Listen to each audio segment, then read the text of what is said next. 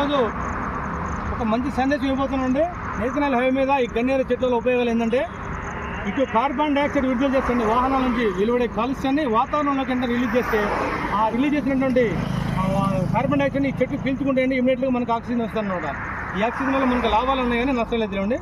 రెండో పాయింట్ ఏంటంటే, ఇటుపోయే వాహనాల యొక్క కాంతి ఈ రెండు చెట్ల మధ్యలో ఉండటం వల్ల ఒకరికొకరికి పరస్పరం కనబడకుండా ఉంటుందండి వెహికల్. ఈ ఏంటంటే చెట్లు హైట్ పెరుగుతాయి అనమాట.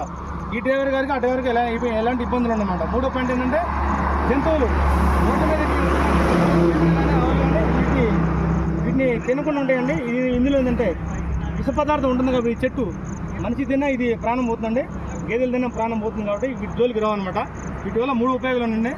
నా యొక్క వీడియో నచ్చినట్లయితే షేర్ చేయండి, కామెంట్ చేయండి, లైక్ చేయండి. జై జవాన్, జై కిసాన్. Thank you.